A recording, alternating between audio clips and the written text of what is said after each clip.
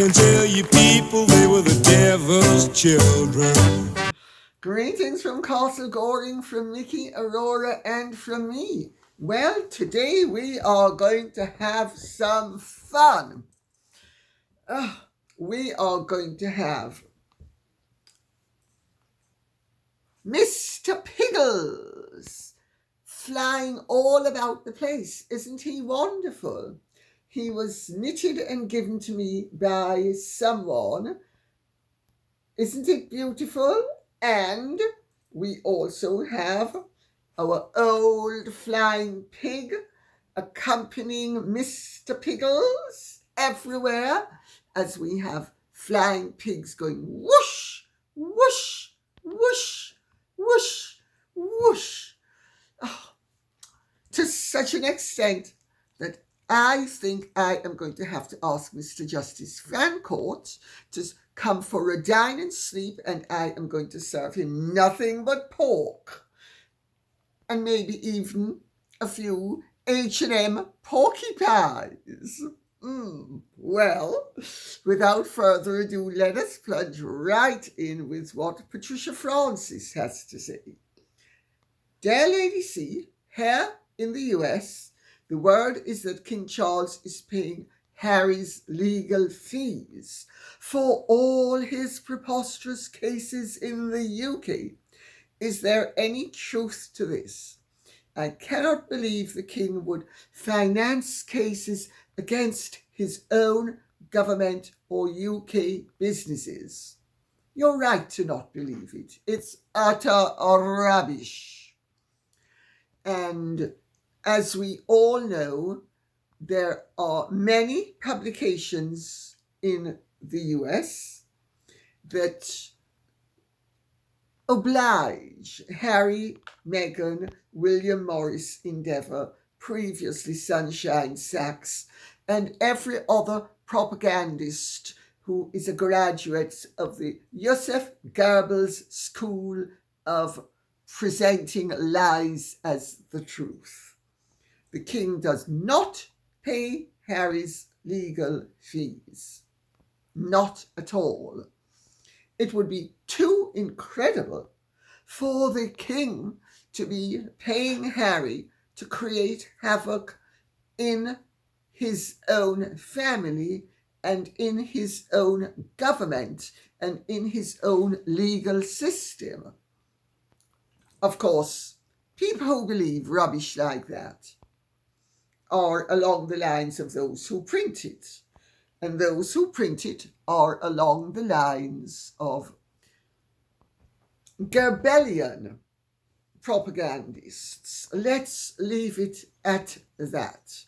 Kitty says, has been accused by Judge Fancourt of destroying his messages with his ghostwriter Moringer related to his case against the Sun newspaper.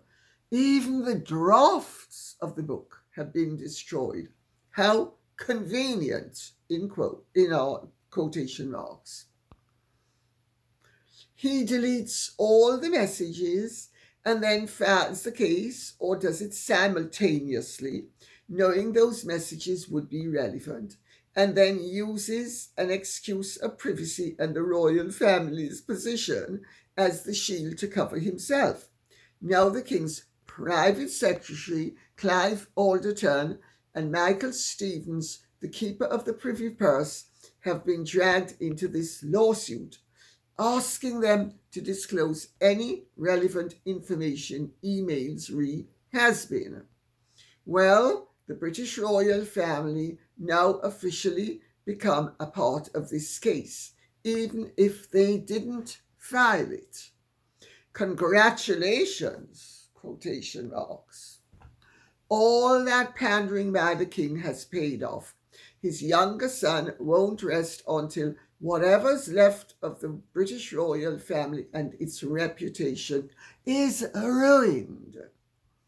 I also found it ironic that Hasbin's lawyers, Sherborne, called the Sun's request to disclose all relevant emails to the court a fishing expedition, given that all has-beens' lawsuits have been exactly that. Well, you couldn't really make any of this up, could you?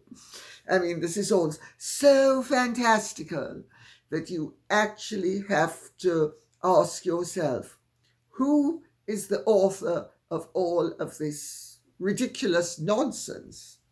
Well, Mr. Justice Fancourt has quite rightly ordered Harry to make an interim payment of £60,000 towards news group newspapers who publish The Sun, etc., because he has ruled in favour of the publisher's bid for evidence to which they are entitled during a one-day hearing in London. Mr. Justice Fancourt said, and I'm going to quote, there was a large number of potentially relevant documents and confidential messages between Harry and his ghostwriter which were destroyed sometime between 2021 and 2023, well after this claim was underway. The claim started in 2019. Mr. Justice Fancourt continued, the position is not transparently clear about what exactly happened and needs to be made so by a witness statement from the claimant himself explaining what happened. Well, Harry claims that he used Signal and that they erased all of the Signal messages. His lawyers had to have known that that was totally incorrect and a breach of all protocols. But it happened nevertheless. Why? Because up to now, Harry and David Sherborne have been relentlessly abusing Harry's position as a member of the royal family to try to drive a coach and horses through correct legal procedure and fabricating evidence is the wrong word, fabricating possibilities so that they can shut down the free press. Mr. Justice Fancourt said that he had real concerns, quote unquote, and that means in legal terms he is beyond hopping mad and seriously worried that the issue was being inadequately is the word he used, dealt with by Harry's legal team. In other words, they have been remiss in their duty to the court. He added that the majority of the searches for material had been carried out by Harry himself rather than his lawyers. Now, I have to tell you, I know from my recent experience with my lawsuit against the Mirror, my lawyers came down here and then one of them was sent down individually and spent the whole day going through my emails, my telephone, etc. Why was this not done? I'll tell you why it wasn't done. Because David Sherborne damn well knew that if he did it correctly, Harry and his case would be compromised. There can be no other explanation except that he was remiss in his duty as a barrister, failing which he was collusive. It's one or the other.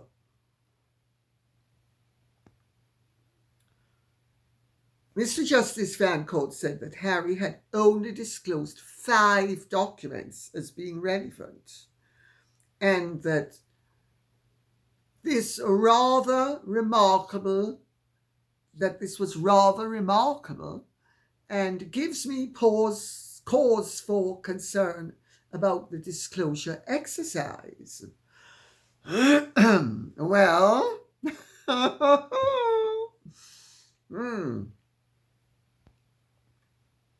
David Sherborne then flips it back that the application, which Mr. Justice Fancourt actually believed was valid, hence the £60,000 costs, and the order to Harry and Sherborne to disclose the material. Sherborne said it was a fishing exercise and accused Anthony Hudson Casey, who is News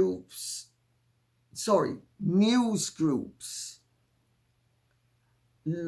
barrister, of using language to get a headline. I mean, talk about projection and flipping every one of their techniques onto the other side. According to Mr. Justice Fancourt, Harry's behaviour was totally unacceptable, but Sherborne spun it that the accusations against Harry, and by extension Sherborne, of withholding or destroying material was the height of hypocrisy. And then said that Mirror Group newspapers had deliberately deleted millions of emails as part of a way to hide incriminating evidence. Anything they deleted, according to them, was deleted long before this case started. Harry, on the other hand, and his team have deleted evidence while the case was being conducted. Now, I don't know if David Sherborne and Harry missed out on the Vardy versus Rooney case, where Mrs. Vardy and her PR destroyed evidence, losing phones, deleting all accidental. Your Honour, one tail left eye. Even though I'm not Meghan, I'm Rebecca Vardy, one tail left eye. So authentic. You better believe my fake lies and tears.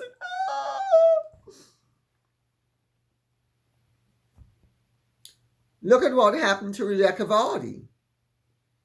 Of course, Harry may be treated more gently by Mr. Justice Fancourt because he's not some cheap footballer's wife who has hustled, muscled, bustled, and horizontalized her way vertically up the ladder.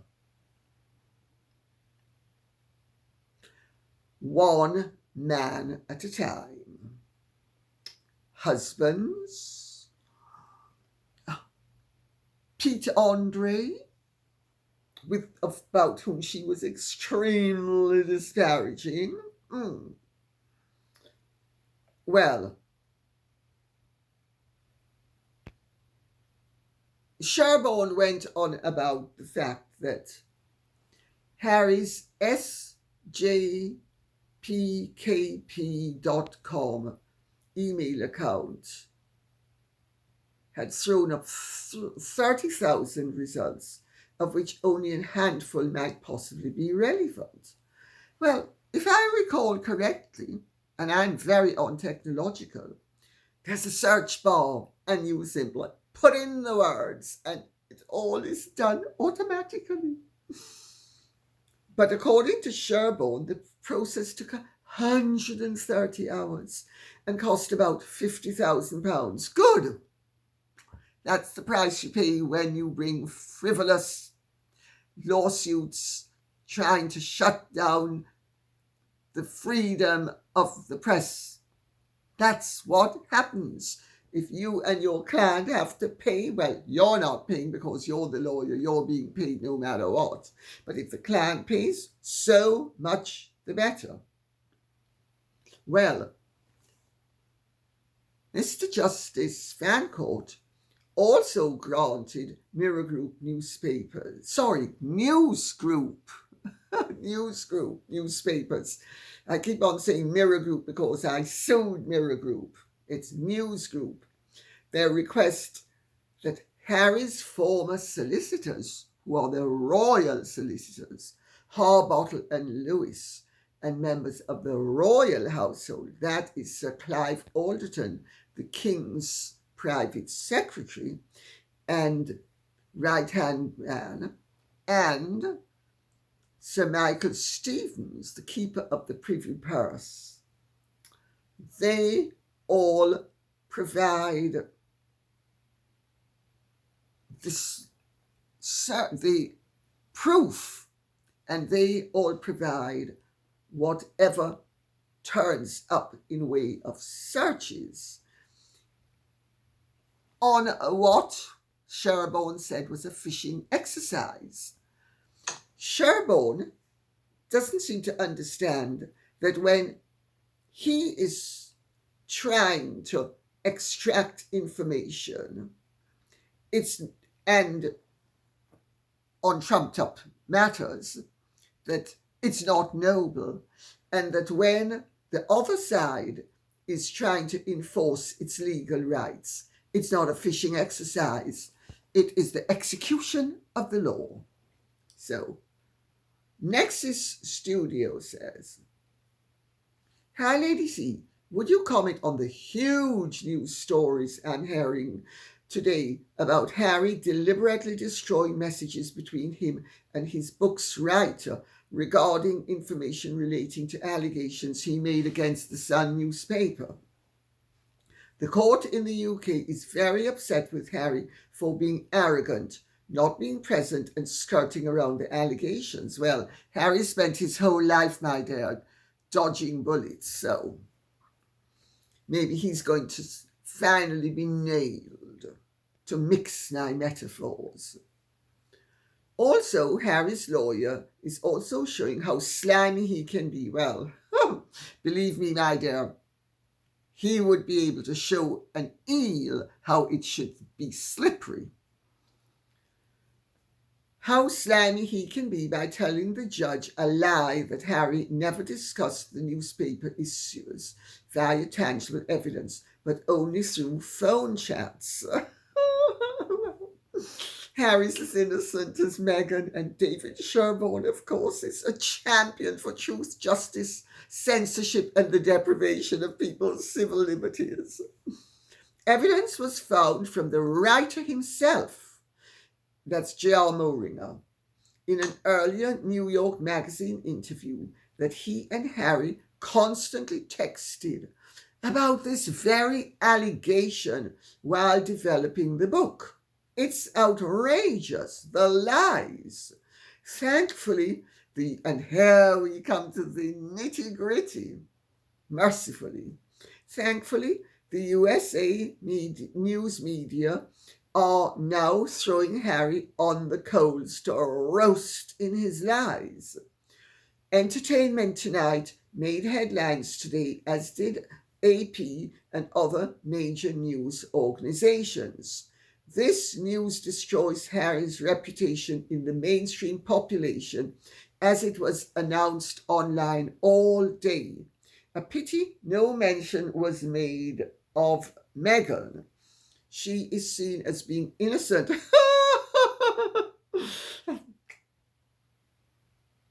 I micromanage. I have my hand on his back even in public, and I pressed the right to tell him to move his third toe on his left foot, because I'm boss. Proud, confident woman of colour and star of suits, dominatrix par excellence. She is seen as being innocent of any involvement in Harry's book. Pity Florida law doesn't apply in the United Kingdom, otherwise she could be forced to give evidence. There is, however, mention that Meghan is soon planning to appear on various talk shows in America to promote herself more. Talks are in to appear on the Kelly Clarkson show, Good Morning America, and more. So the caravan rattles on, is how I would put it. But you know, people are now so fed up of Harry and Meghan, their antics, their lies, their fallacious, spurious, and invented claims, and the danger they present on both sides of the Atlantic to not only harmonious relations generally, and specifically in terms of race and such things as civil liberties, but the mere fact that they keep on breathing fire in our face and we are sick of it. This cannot go on forever. At some point, they have to self-immolate. And if they don't, they really need to be hosed down and reduced to ash.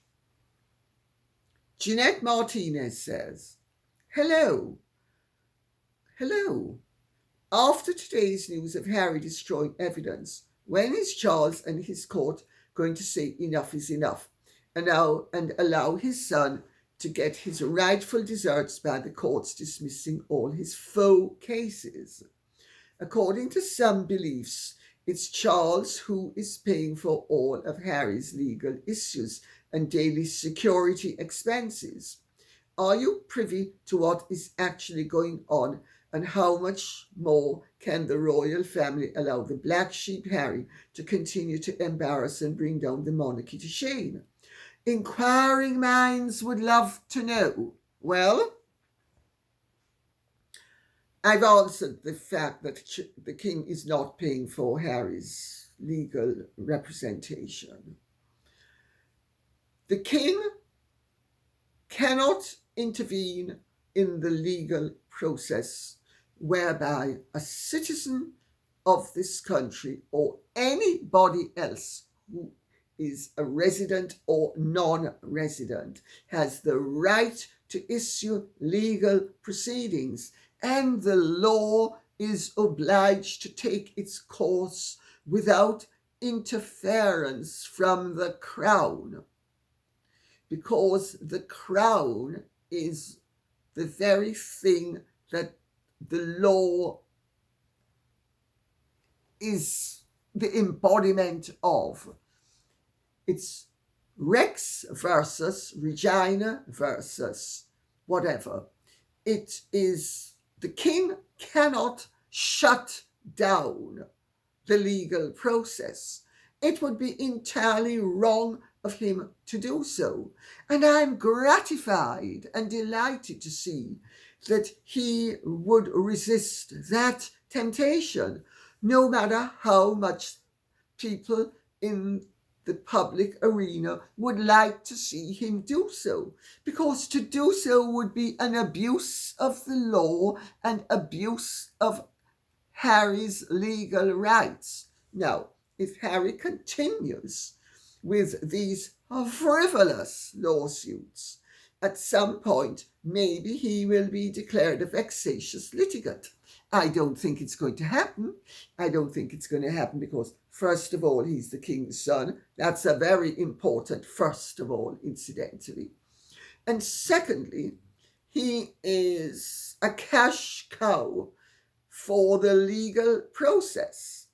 And let's remember, the legal process is created by, run by, and to a large extent functions for the benefit of lawyers. All judges start out as lawyers. So,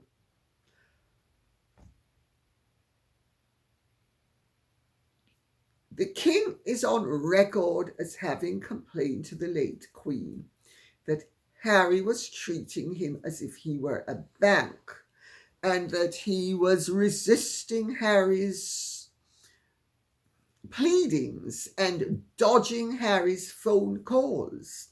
There is no possibility of the king funding Harry in all of these exercises. I hope that makes that clear. Joanna says, Hank and Skank, I love it, once said that Archie had regular Skype chats with the King and the Prince and Princess of Wales's children. One more lie they were hoping we would believe. Children have no need to be dragged into adult business. He's in more hot water now that he's been ordered by the judge to explain how and why all the messages were destroyed before his memoir was published. The more Hank and Skank open their mouths, the faster they are burying themselves. And that is precisely the point of giving people enough rope to hang themselves with. They do it very effectively. And Harry and Meghan have proven to be effective self-executioners. Yes, their preposterous lies that Archie has regular Skype chats with the king and the Wales children. Yes, very regular. And let's not forget Lilibet as well, because the king is so eager to have the granddaughter who was named after his mother's nickname should be perpetually on speed dial with him, as indeed, remember, Meghan and Harry were on speed dial with the late Queen. Lilibet number 1, this is the star of Suits, proud, confident woman of colour. And I'm ringing to speak to you, and don't tell me that you have to be dealing with Parliament. I come first. And their old late Queen was, oh, yes, of course, madam. I know my place. And my place is to have my head topped by your foot. We believe it all. But you see how they're exposing themselves. And thank you for that very, very apposite reminder, Joanna, because but for members of the public picking up on all the evidence before our eyes as to how these two, and I'm going to say it, pathological liars, and if they think I am defaming them, they must sue me, because their constant conflicting comments and conflicting claims, none of which, with very few exceptions, can be substantiated and are often contradicted by late events, or, as the late Queen put it, recollections may vary. If they think I am defaming them by calling them liars, sue me. I'll see you in a court of law. But it won't be before Mr. Justice Fancourt, but I think it will be before Mr. Justice Nickling. And Mr. Justice Nickling also knows the law and has a respect for it. Let's see how that's gonna go down, and let's see who's gonna go down. Lise says, I am appalled.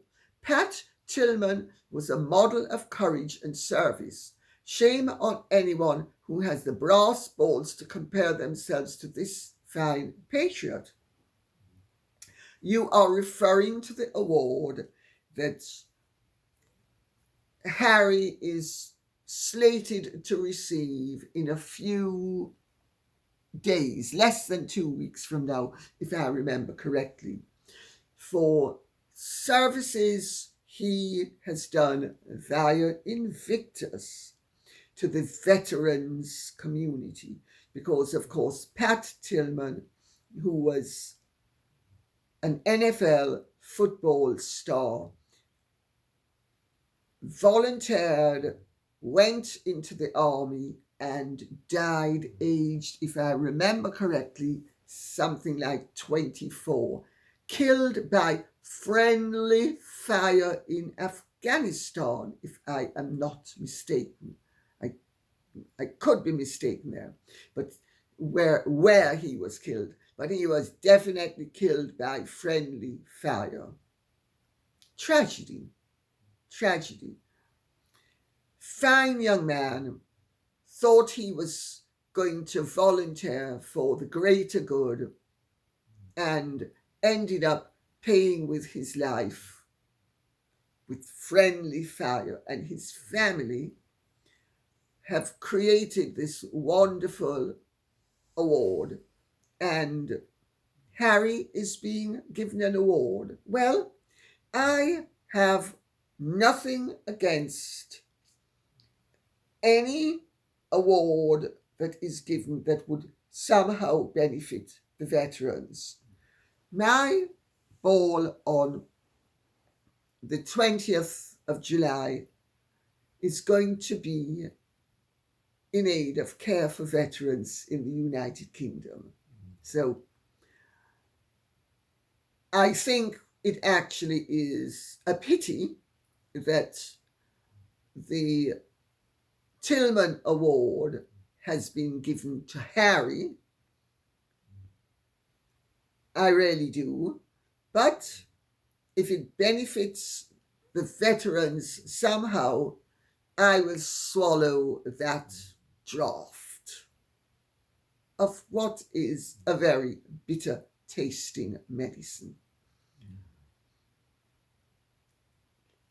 There is talk that Harry paid for the award.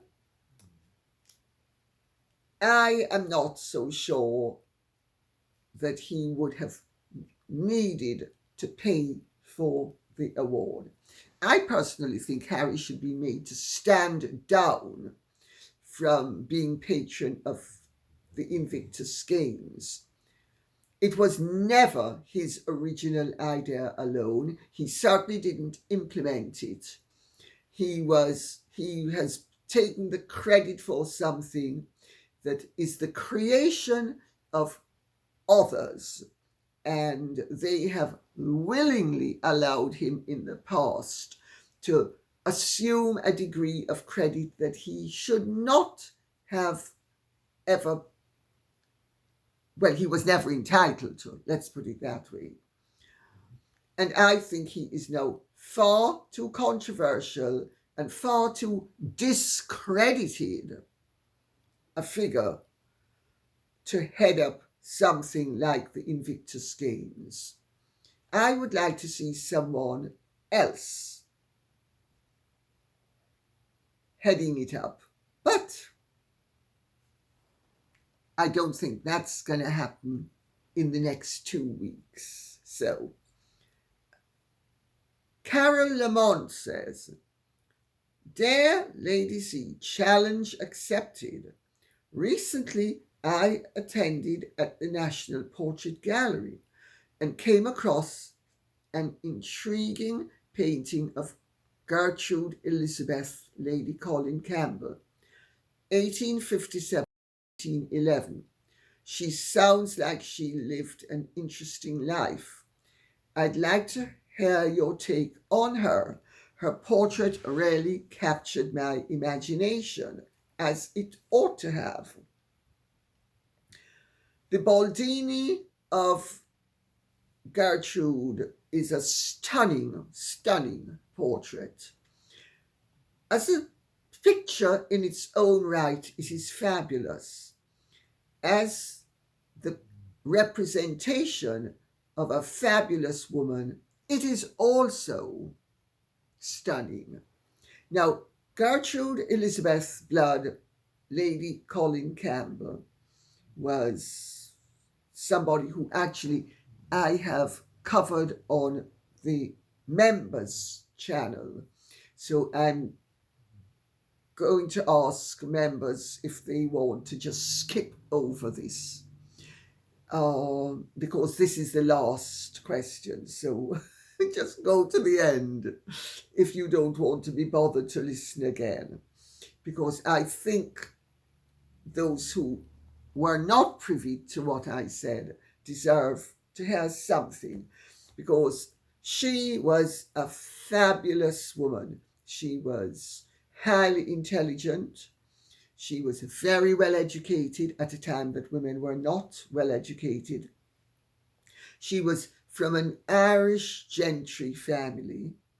She was brought up in Italy and then France for much of her youth. She spoke Italian and French before she spoke English. She was a very fine writer. George Bernard Shaw was one of her great friends and promoters, and actually helped to get her work, because she was the victim of the greatest scandal of the Victorian age. When she was in her early 20s, she was visiting friends in Scotland, met and fell in love with Lord Colin Campbell, who was one of the youngest sons, I think he was actually the youngest son, of the 6th Duke. Was it the 6th? Hold on a second. No, it wasn't the 6th. Of the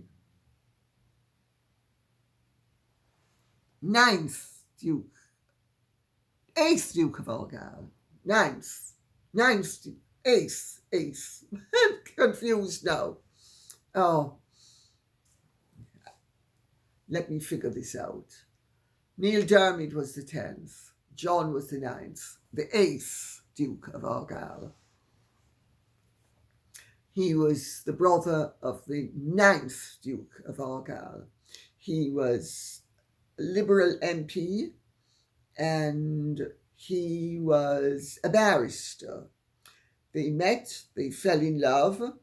He proposed very quickly, as is the wont in the Argyll family, incidentally. My brother-in-law proposed to my late sister-in-law very quickly, and Colin proposed to me very quickly. And Big Ian proposed to Margaret very quickly.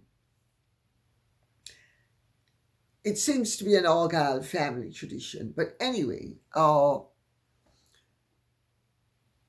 the Duke of the day was against the marriage because he felt that Gertrude Elizabeth Blood was not grand enough for his son, and Mr. Blood had got wind of the fact that Colin had health issues, and he actually asked him, "Do you have the loathsome disease?" A disease that is communicated by intimate conduct. When you have a married couple, he's Cy and she's Phyllis, and they put their towels beside each other, sort of thing. This is YouTube. One needs to be gentle. He denied it, but she died of it. He infected her with it. They got married after a protracted period because he was being treated medically for what he called a fistula, but was in fact a fistula caused by the disease that he had and he was denying. He then exacted his matrimonial rights. She did not, for some considerable time, even after she got ill, realized what was going on. And when she found out, she sued him for a legal separation, divorce mensa ettore, whereby the couple remains living together, but his conjugal rights are suspended. Because under the law in those days, a husband had conjugal rights. A wife had no right to say no. And if she said no, he could override her, shall we say, disclaimer and exact his conjugal rights. And in those days, of course, this is Victorian England. We're now speaking about the 1880s into the 1890s. In those days, a husband not only had conjugal rights, and a woman had to oblige, but divorce was such a forbidden matter that in a situation like this, it was better for the couple to continue living together while being separated in that important regard. Well, when she succeeded in getting her divorce mensa ettore, he appealed to try to force her to have conjugal relations with him.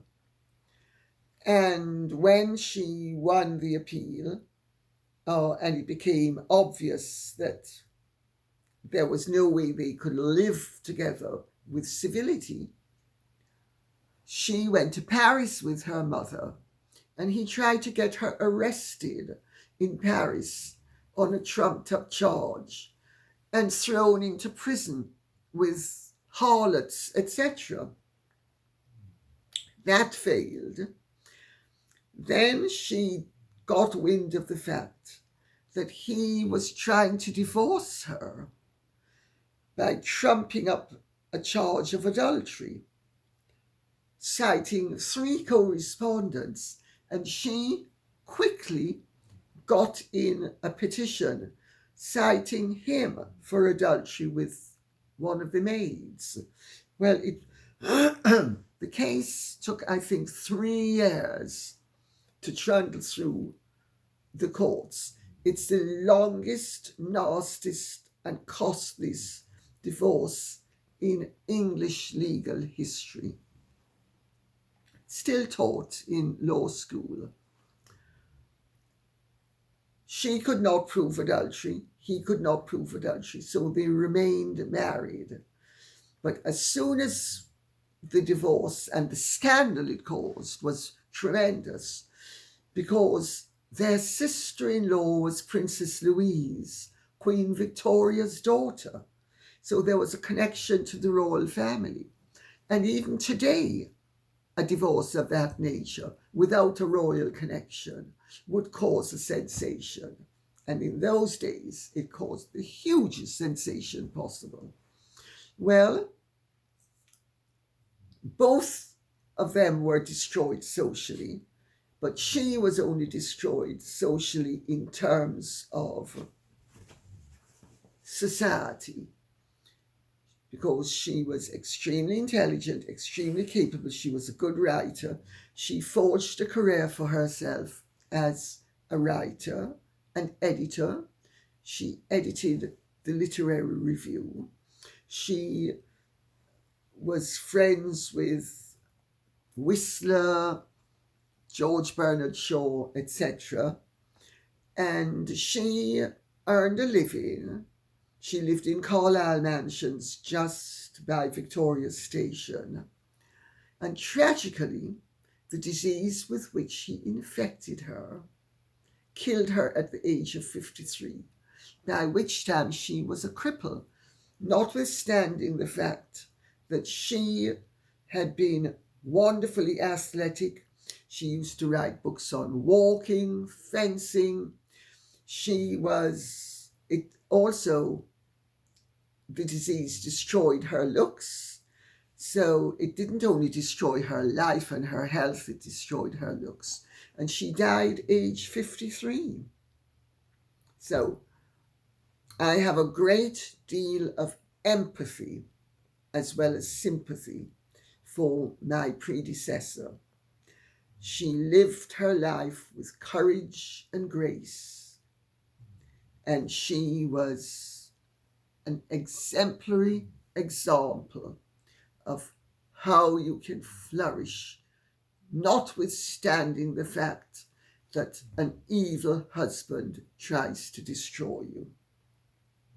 And on that note, I'll say thank you very much for listening. I hope this has been of some interest to you. If it has, please keep the questions and comments coming in so I will know what you would like us to discuss. Okay? Thank you so much. God bless. And if you have truly enjoyed this, would you care to share, subscribe, press the notification bell, and like as well? Okay? Godspeed. Bye-bye.